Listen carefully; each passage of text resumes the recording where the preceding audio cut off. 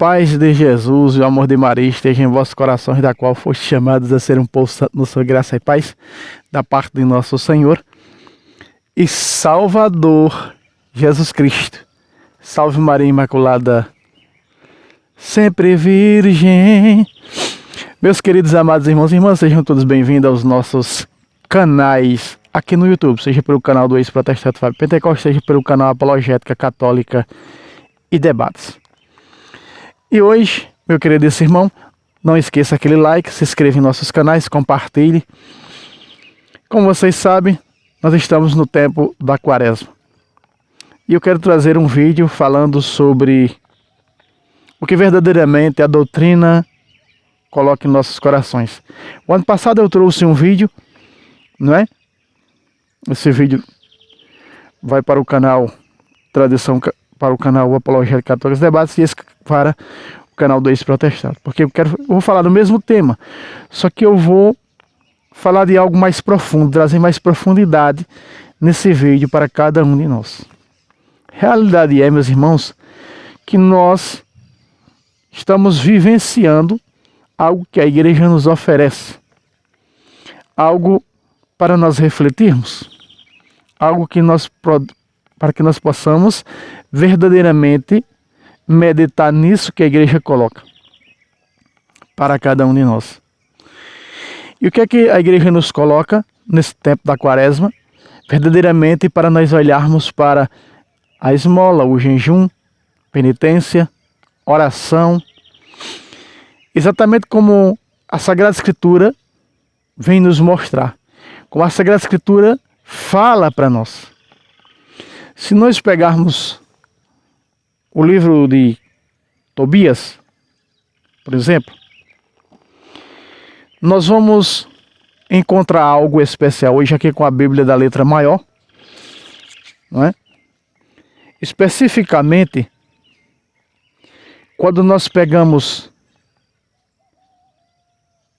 essas passagens que a igreja nesse tempo da Quaresma nos proporciona, nós vamos ver. Você não deve se preocupar que o santo diretor vai colocar na tela para você, mas reflita, pegue caneta, papel, para você ver que nada disso é invenção da igreja, mas a igreja liga para nós. A igreja, de alguma maneira, nos proporciona esses tempos para nos ligar cada vez mais a Cristo, para que nós possamos cada vez mais despertar o que nos foi dado no batismo, o santo temor a Deus, nos aproximar mais do Senhor. Irmão Fábio, eu só posso me aproximar do Senhor nesses tempos especiais que a igreja nos dá? Não. Mas esse é um tempo em que nós possamos nos aprofundar mais, buscar mais, vivenciar na busca pelo sagrado. Em Tobias 4, do versículo 8 ao versículo 10, está escrito assim, na tela, santo diretor: Sê misericordioso segundo as tuas posses. Se tiveres muito, dá abundantemente. Se tiveres pouco, dá desse pouco de bom coração. Versículo 10. Assim acumularás uma boa recompensa para o dia da necessidade. Versículo 11. Porque a esmola livra do pecado e da morte, e preserva a alma de cair nas trevas. 12. A esmola será para todos os que a praticam um motivo de grande confiança diante do Deus Altíssimo. Volta para mim, santo diretor. Veja, meus irmãos. Pegamos aí no Tobias capítulo 4, do versículo 8 ao versículo 12, para nós vermos a importância das obras de misericórdia, ou como outros chamam, das obras de caridade. Por que a igreja ela é a maior instituição de caridade do mundo? Porque a igreja exatamente ensina isso aqui, não só ensina isso aqui, mas ela faz. O pior é você ensinar e não fazer. Veja que quando em Lucas 24:19, quando Cleófas fala para Jesus, só tu não sabes o que aconteceu esses dias em Jerusalém? Jesus de Nazaré, que era um profeta, veja só, que era um profeta poderoso em palavras e obras. Olha aí. Quer dizer que ele está dizendo que Jesus não só era apenas com palavra que fazia o bem, mas com obras. É a prova de que a fé, ela é engatada, ela está de mãos dadas com as obras. São Tiago é claro nisso. Então, se esse versículo já serviria para refutar as heresias atuais que falam que não é necessário obras, é a sola fide, só a fé e pronto. Repare que a Sagrada Escritura nos mostra isso. E aqui é o quê? Isso que Tobias está falando aqui, relatado em Tobias. São obras de misericórdia, são obras de caridade. São obras de amor. Amar a Deus sobre todas as coisas e ao próximo a si mesmo quer dizer que nós temos que ajudar os necessitados, que nós temos que ajudar aqueles que estão precisando de nós. Esmola, jejum, oração, penitência. Penitência, vamos recordar e lembrar muito bem que está fazendo referência 6:6 de Hebreus ao sacramento da confissão. É impossível que se renove outra vez para a penitência, é possível que se converta outra vez para se confessar, para arrepender de seus pecados, para buscar um padre, para confessar. 6:6 de Hebreus. Fala do sacramento da confissão. É tempo de confissão, é tempo de examine-se o homem a si mesmo. 1 Coríntios 11:27. Examinar-se a si mesmo. Para estar em comunhão. Vá reconciliar com seu irmão. Reconciliar. Confissão. Para estar em comunhão com o altar. É tempo de nós voltarmos para o sagrado. De assumirmos nesse tempo novo do calendário litúrgico da igreja, é assumirmos para sempre, de uma vez por todas em nossas vidas. Assumindo o sagrado, assumindo o senhorio de Jesus na vida, não só das nossas, mas para com os nossos irmãos. Assumir o senhorio de Jesus quer dizer, meus irmãos, não é dizer como os protestantes, é o único Senhor da minha vida, aleluia, eu já estou salvo, é o único Senhor e mais nada. Não. Quando nós falamos assumir o senhorio de Jesus em nossas vidas, nós estamos dizendo que nós devemos assumir aquilo que Jesus foi o quê? E é profeta poderoso em palavras e em obras. É isso que nós devemos assumir de Jesus para as nossas vidas, convertendo-nos e levando, instruindo o próximo de nós. Esse é o segundo mandamento semelhante ao primeiro, amar o próximo como a si mesmo. É fazer isso aqui. É doar isso aqui. Não há maior amor do que aquele que dá a vida pelos seus amigos, que dá a vida pelo próximo. Olha o que Jesus está dizendo. E Jesus deu a vida por nós, o seu próximo. Nós somos seus irmãos. Do qual é o nosso irmão mais velho, porque ele é Deus, já estava antes de tudo. Por isso, primogênito de Deus, primogênito de Maria. Vejam, meus irmãos. A esmola, a caridade, apaga uma multidão de pecados. Todos os pecados? Não, todos os pecados não. Apaga uma multidão de pecados. Inclusive o pecado da omissão, que é pecado mortal. O provérbio vem dizer: quem dá ao pobre empresta ao Senhor. Olha aí. Quem dá ao pobre empresta ao Senhor. E diz aqui que ela livra das trevas e da morte. Olha só, livra das trevas. O que é essas trevas aqui, irmão Fábio? Muitas pessoas pegam esse versículo para dizer que se eu fizer obra de caridade, eu não preciso me confessar. Porque o Senhor já tem misericórdia de meus pecados, que é maior, a sua misericórdia é maior que meus pecados. Eclesiastes capítulo 5, versículos 5 a 7 diz: não diga que olha, não preciso me confessar, me arrepender dos pecados, que a misericórdia de Deus é maior do que meus pecados. Não diga isso, que você já está se condenando. Eclesiástico, capítulo 5, do versículo 5 ao verso 7. Não diga isso, porque não foi o Espírito de Deus que te inspirou a falar uma coisa dessa. Você já pecou só em pensar nisso. Essas trevas aqui é as trevas da escuridão da fome. Você está livrando aquela pessoa da fome e preparando também, como diz o versículo 8, ser misericordioso segundo as tuas posses. E no dia em que tu estiveres passando por isso, também a misericórdia vai chegar para a tua vida. Mas só não para só por aqui não. No capítulo 12 também de Tobias, olha só. No capítulo 12 de Tobias, versículo 8... vai falar exatamente aquilo que a doutrina da igreja nos dá nesse tempo quaresmal. Na tela, Santo Diretor, 12 de Tobias 8. Olha só. Diz assim: boa coisa é a oração, veja aí, oração, acompanhada de jejum, e a esmola é preferível aos tesouros de ouro escondidos. Volta para mim, Santo Diretor. Vejam, meus irmãos, que aqui a Sagrada Escritura enfatizou para nós, frisou aqui para nós, falou aqui para nós do que? Da oração, de três coisas que a igreja nos recomenda nesse tempo da quaresma, não é? Do jejum, e que nós vamos falar agora, da oração, jejum, oração e esmola. Olha aí, oração, jejum, esmola.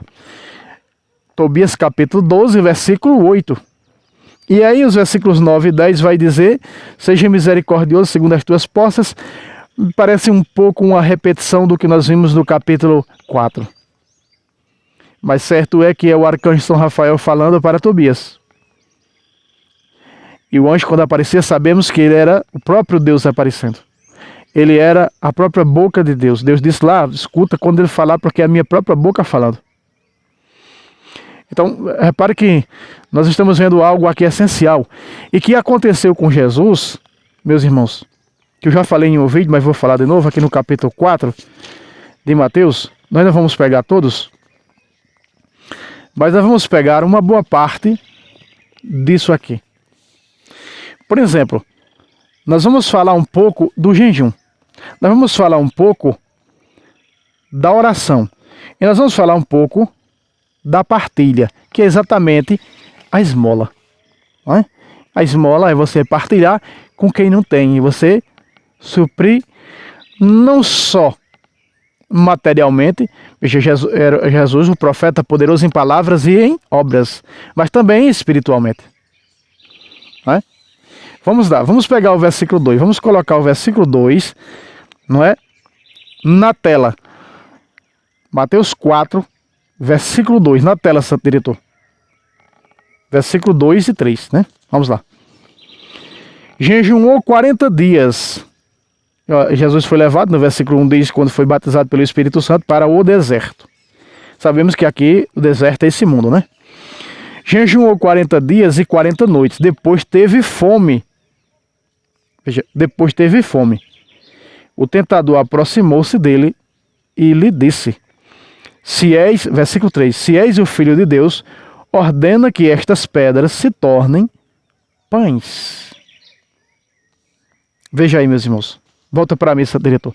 Veja que a Sagrada Escritura está dizendo que Jesus foi para lá para fazer o quê? Para jejuar.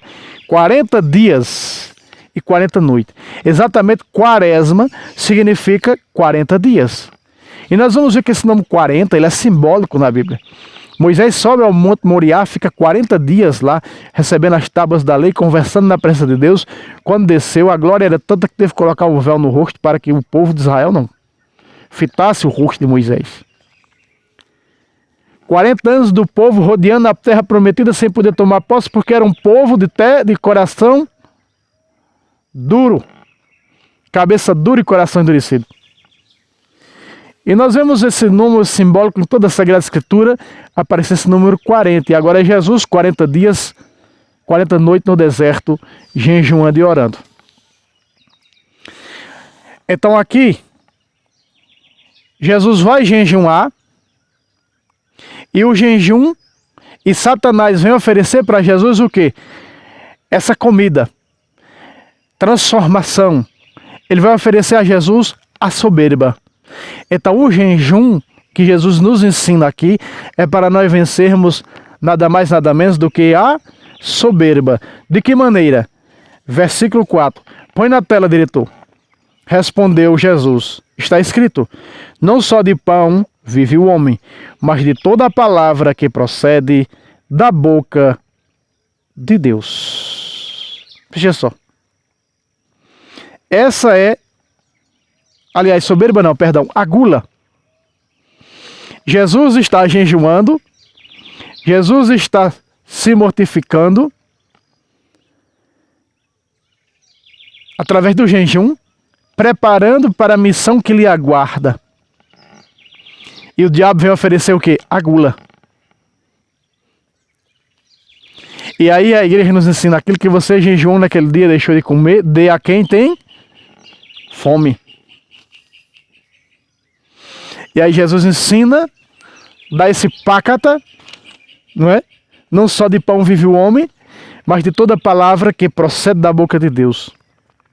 Essa palavra que procede da boca de Deus, que Jesus está falando aqui, é o Novo Testamento, irmão Fábio? Não, porque quando Jesus está falando aqui, dialogando com Satanás, não tinha nada escrito no Novo Testamento. Isso é uma deturpação que os protestantes usam disso aqui. A palavra que procede da boca de Deus é o próprio Cristo vivo. Cristo é a palavra viva do Pai. João 1,14, a palavra se fez carne, agora não é mais a letra, agora é uma pessoa, 100% Deus, 100% homem, é Jesus. A Bíblia não salva ninguém, quem salva é Jesus. A Bíblia, juntamente com a tradição, nos leva a Jesus, através da igreja. Não tem como chegar a Jesus fora da igreja, não. Colossenses capítulo 2, versículo 19. Não estão unidos à cabeça porque não são juntas do corpo. Não são juntas do corpo, não estão no corpo de Cristo, que é a igreja. Então não vem com essa. Aqui nada fala de sola escritura, não tem nada a ver com sola escritura. É os desordenados que deturpam, segundo de Pedro 3,16, para as suas próprias condenações. Segundo ponto, meus irmãos. Segundo ponto, na segunda tentação de Jesus. Jesus nos ensina na primeira, jejuar para vencer a gula. Segundo ponto, versículo 5. Versículo 5. Põe na tela, Santo Diretor. O demônio transportou a cidade santa e colocou num ponto mais alto do templo. E disse-lhe, 6. Se és o filho de Deus, lança-te abaixo, pois está escrito: ele deu ordem aos seus anjos ao teu respeito, e eles te pegarão em suas mãos, com cuidado para que para não machucares teu pé em alguma pedra. Volta para mim, Santo Diretor. Agora sim, nesse segundo ponto, Satanás vai oferecer a Jesus a soberba. E aí nós vamos trazer aqui, falar naqueles que brigam por cargos dentro da igreja, né? Pessoas que querem derrubar o coordenador de grupo de oração para ser coordenador, querem derrubar o fulano lá da igreja nisso, naquilo, e assim vai, e aquela angústia, aquela... Veja que o diabo colocou Jesus no mais alto do templo. E o diabo está colocando muitas pessoas dentro da igreja que nem chamado tem, nem vocação tem. Pessoas que estão pregando que não sabem pregar. Pessoas que estão tentando dar catequese que não sabem dar catequese. Pessoas que estão com blá blá blá para aparecer, para ganhar like nas internet. Está cheio isso. Pessoas que não sabem o que é a doutrina da igreja, mas está aí dando uma de conhecedor da doutrina da igreja, ensinando tudo errado. Foi o diabo que colocou lá. Esses é os apóstatas dentro da igreja. Estão pregando a apostasia dentro da igreja. E nós vemos a teologia da libertação fazer esse papel, né, estupendo, sem palavras para descrever. Então, o diabo colocou a teologia da libertação dentro da igreja, no mais alto, porque ela governa hoje a maioria da igreja. A teologia da libertação, no ponto mais alto da igreja, a ponto de o Vaticano estar cheio de teelistas cardeais, teelistas, Qual é o lugar mais alto? Aqui foi no mais alto do templo. Aqui, para nós hoje, o lugar mais alto da igreja é onde? Lá no Vaticano.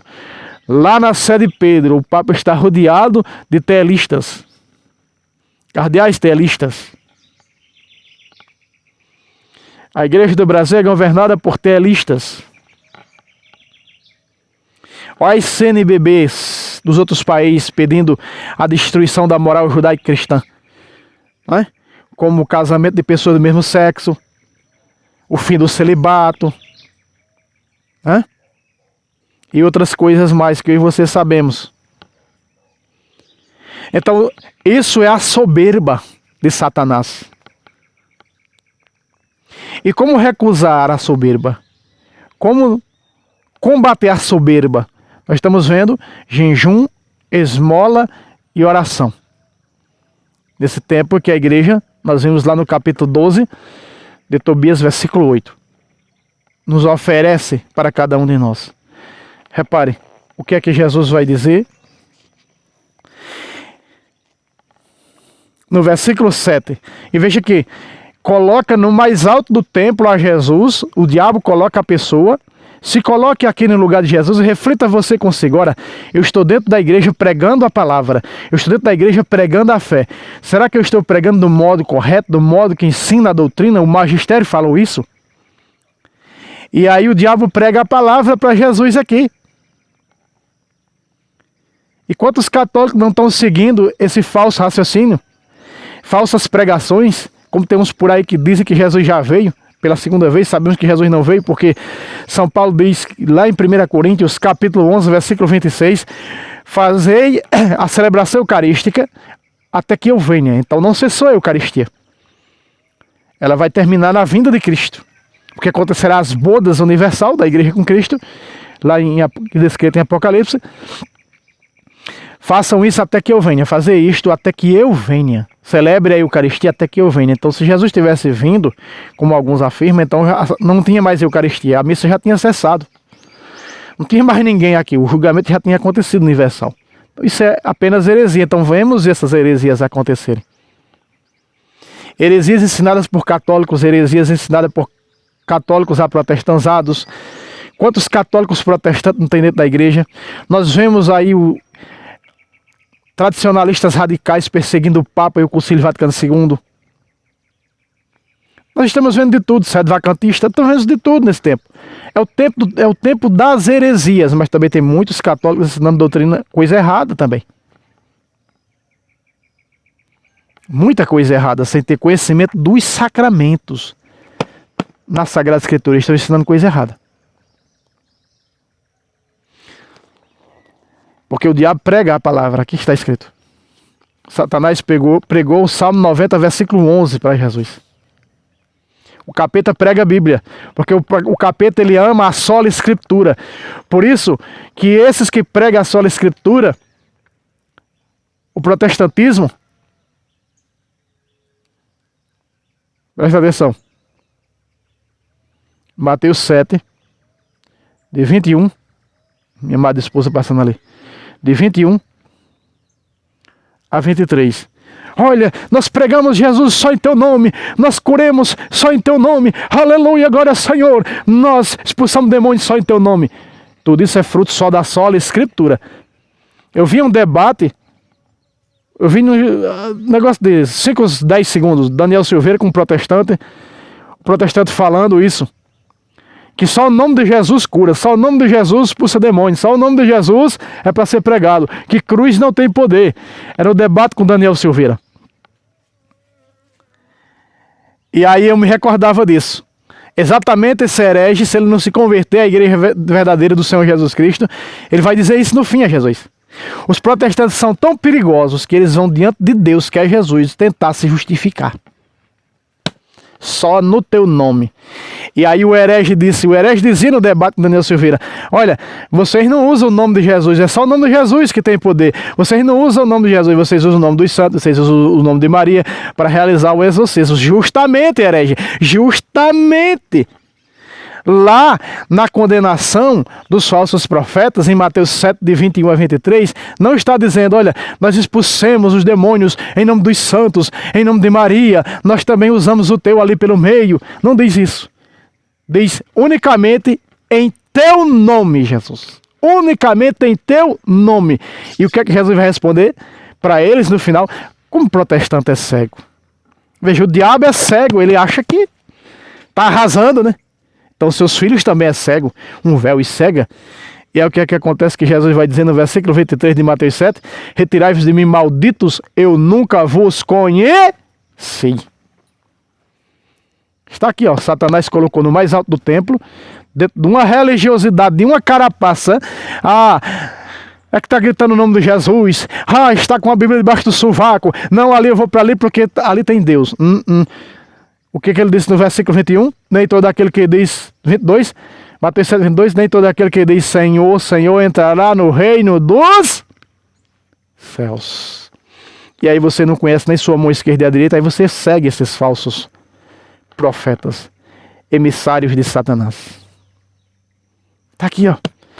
Lugar honrosa que o diabo dá. O capeta coloca. Ele institui os seus profetas, institui os seus missionários, institui os seus evangelistas a pregar o evangelho, a sola escritura, a cura, a expulsação do demônio só em nome de Jesus. E é o que Jesus vai ensinar. Isso é o que? Soberba. O soberbo, ele diz, só Jesus é o único Senhor da minha vida. Nem todo aquele que diz Senhor, Senhor, veja aí. Foram aqueles que declararam realmente isso. Não, Jesus é o meu único Senhor, o resto dane-se. O resto não tem valor, ele é o meu único Senhor, aleluia, glória a Deus. Veja aí. Nem todos esses que proclamaram Senhor, Senhor.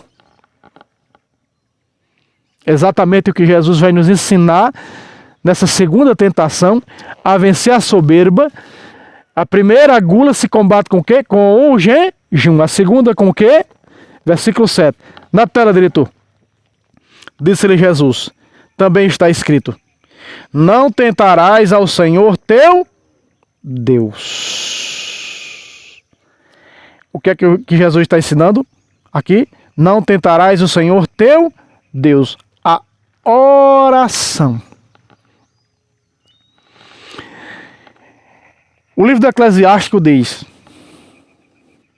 antes da oração, prepara a tua alma. E preparar a alma significa não tentar a Deus.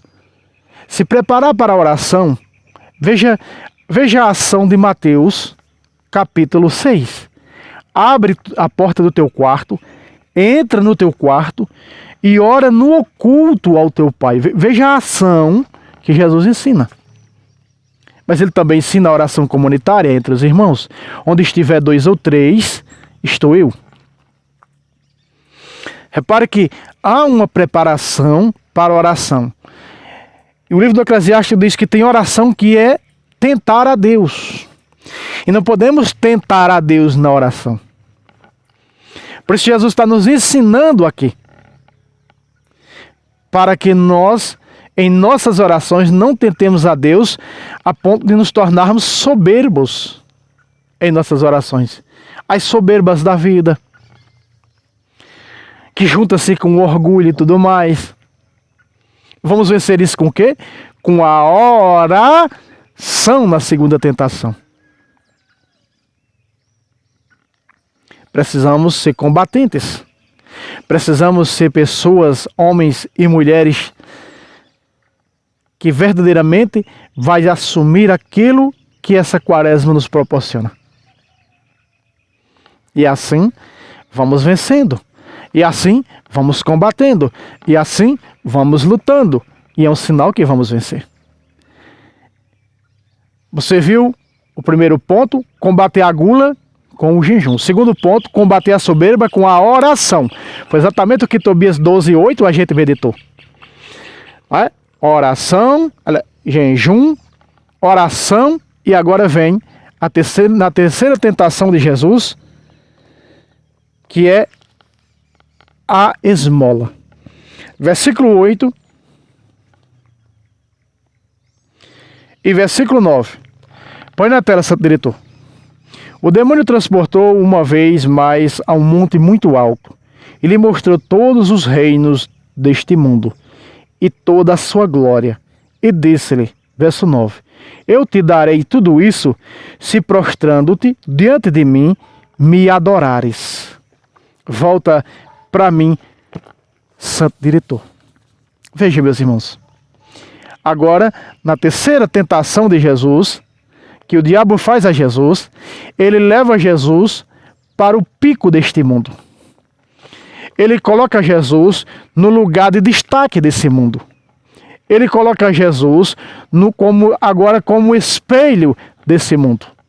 No pico da centralidade desse mundo. Vamos imaginar qual é o pico, a centralidade chamativa desse mundo. Um país que se destaca. Um país que está acima dos outros. Um país que machuca os outros. Um país que só ele mais ninguém. Por isso Apocalipse fala em uma grande cidade, que vamos se referir a Roma, quando Roma dominava o mundo, era o pico do mundo. Eram as atenções do mundo. Imagine isso. Então o diabo coloca Jesus naquele pináculo. Ele coloca Jesus naquele lugar elevado deste mundo. E mostra todos os reinos, toda a glória deste mundo.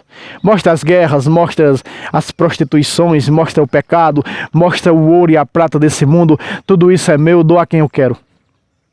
O Evangelho de Lucas está claro no Evangelho de Lucas, mais do que no de Mateus. Tudo isso é meu e dou a quem eu quero. Olha aí. E para receber isso, é simples, o diabo está dizendo, só é me adorar. E aí nós vemos as seitas, né? Vem pra cá, você que está na esquina pedindo esmola e tu vai sair daqui empresário. Precisa dizer? Hoje, precisa dizer mais alguma coisa? Vem pra cá que tu não tem nada e tu sais daqui o dono do ouro e da prata.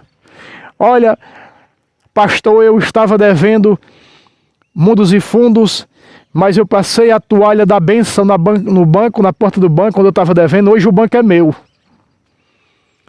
Você acha que Jesus está fazendo isso? É outro que se passa por Jesus. Lúcifer, o próprio Satanás que faz isso. Ele mostra toda a glória. Quantas pessoas não estão adorando a Satanás e nem sabem? Porque corre atrás dos prazeres, corre atrás da luxúria, corre atrás da orgia, corre atrás do ouro e da prata desse mundo. O Salmo 115 realmente está falando disso. Os ídolos das nações não passam de ouro e prata. Veja, uma própria tradução protestante de uma Bíblia que eu encontrei está melhor do que as traduções católicas, vem dizer, os ídolos das nações não passam de ouro e de prata e correm atrás do ouro e da prata. Saiba que Satanás mostrou a Jesus o ouro e a prata desse mundo. E aí vem as cobiças, e aí vem a luxúria, e aí vem justamente isso. Ele oferece a Jesus a cobiça, para que as pessoas cobiçem esse que o diabo está mostrando. E aí passe a adorar Satanás e o sagrado ficar de lado, porque 33 do capítulo 6 de Mateus está dizendo buscar em primeiro lugar o reino de Deus e sua justiça. Não olhe para os acréscimos, isso é acréscimo, mas você se distancia, você está se distanciando, você está se afastando, você está afastando, e você vai se afastando.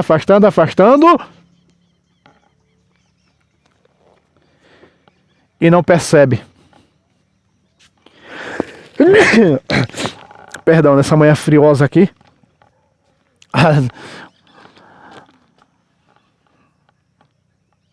E você não percebe que cada vez mais você se distancia do sagrado. Cada vez mais você se distancia de Jesus. Porque está servindo e adorando a Satanás. Esquece da família. Quantos pais de família, meus irmãos? Quantos pais de família? O homem chega 10 horas da noite do seu trabalho, 4 horas da manhã tem o seu filhinho, sua filhinha, levanta 4 horas da manhã, não dá tempo nem de tomar o café, escova os dentes, parte para o trabalho. Não tem tempo nem de ver o filho.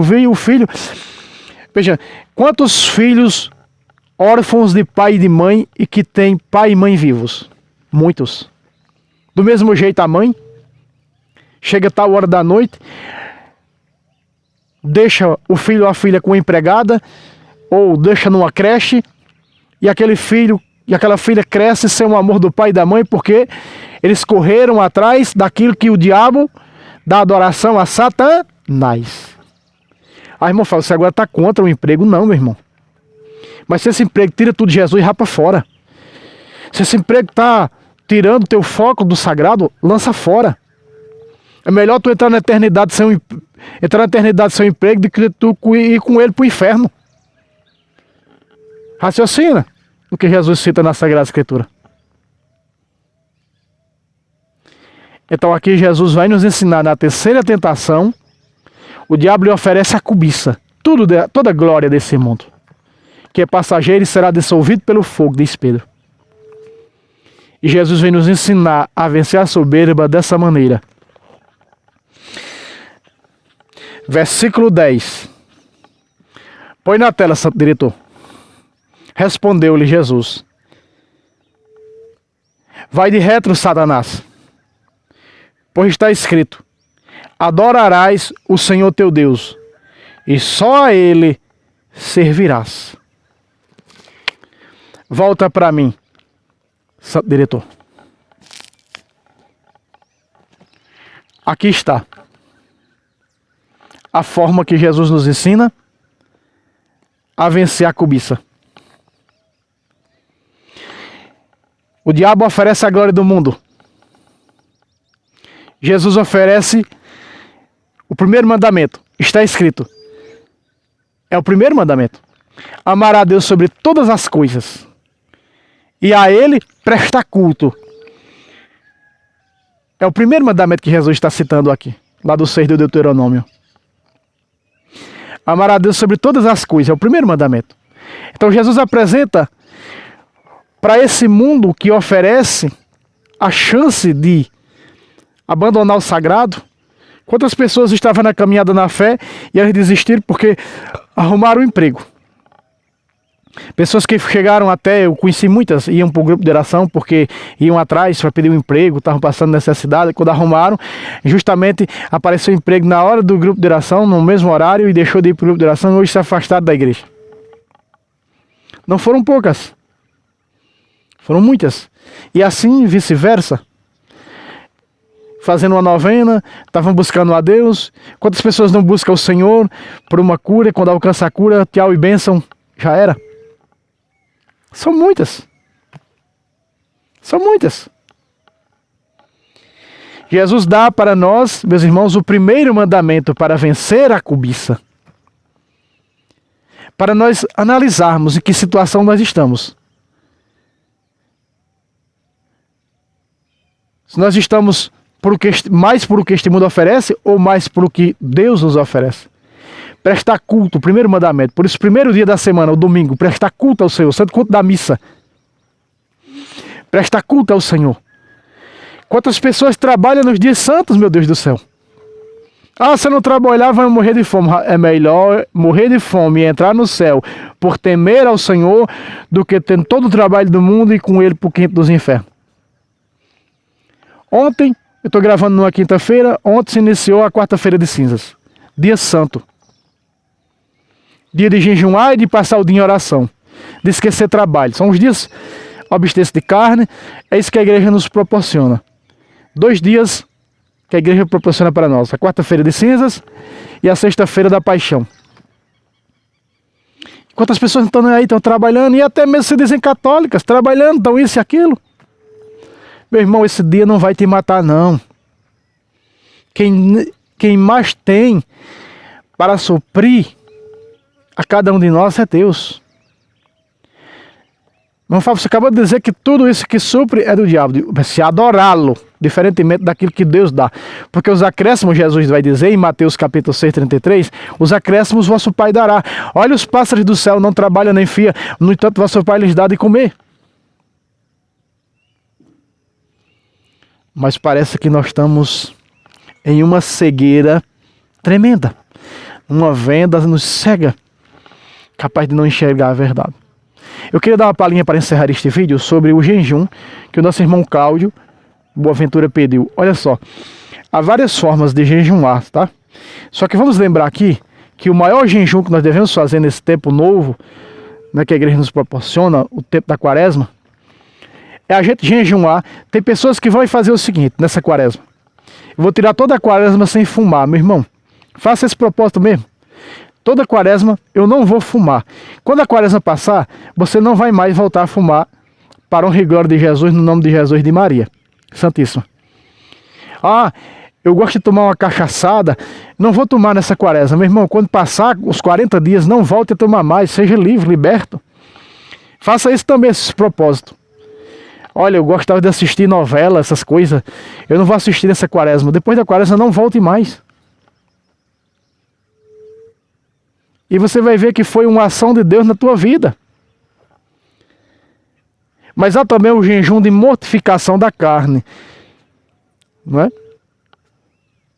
E há várias formas de jejuar. Há o jejum a pão e água. Não é? O jejum a pão e água, bem cedo, meio-dia e à noite. Esse, quem tem o estômago bom pode fazer. Esse é um dos jejuns mais recomendados. Esse é o jejum feito pelos monges. Não é?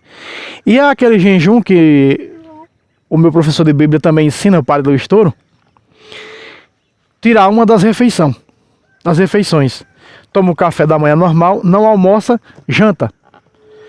Ou então, toma o café da manhã, almoça, não janta. Tirando uma das refeições. E há outro também para aqueles que têm problemas estomacais, que não podem ficar sem um alimento. Você pode fazer o seguinte: olha, irmão Fábio, o meu café da manhã é assim. É meu café, por exemplo, um exemplo que eu estou dando: uma xícara de café e 5 pães. Ou 3 pães, 4 pães. É um exemplo que eu estou dando, tá? Não sei como é que é o seu café da manhã. O meu mesmo é um copão do liquidificador de vitamina e um bolo. Então, para mim fazer esse jejum, o que é que eu tenho que fazer? Eu tenho que tirar o copão, tomar uma xícara de vitamina ou um copo de vitamina com a metade do bolo que eu sou acostumado a comer. E aí no almoço, que eu como numa tigelazinha que tem, né? Caprichada. Aí eu não como naquela tigela. Eu tô falando de mim mesmo, tá? Eu como no prato normal. No almoço, eu diminuo, ou seja, eu diminuo a refeição tanto no café, quanto no almoço, quanto na janta. É também um tipo de jejum para aqueles que não podem jejuar. Eu quero dizer para você que eu já jejuei na minha juventude um jejum que eu acho que esse não existe. Talvez não exista. Esse é um jejum que eu jejuei. Eu tomava o café da manhã, ficava em oração todo o dia e também não jantava. Tomava, nem água bebia. Isso era quando eu era novo. Aí quando eu tinha meus 20 e poucos anos, né? Há mais de 20 anos atrás. Era assim que eu fazia. Esse é um jejum que não é muito recomendável não, mas era o que eu fazia. Eu chegava a rezar 13 terços, meditava cantando os salmos, passava o dia na oração do Senhor, não sentia fome. Mas não recomendo isso a ninguém. Eu farei essas três formas de jejum a pão e água, e o segundo jejum tirando uma refeição, e o terceiro jejum diminuir suas refeições pela metade, para aqueles que têm problemas estomacais, que não têm condições de jejuar. Ou se a pessoa já passou o tempo da idade de jejuar, né? Tem uma idade aí, se eu estou enganado, não sei se é depois dos 60 ou 70, que a igreja não recomenda mais essas pessoas por causa da idade, já estão com um organismo bastante frágil.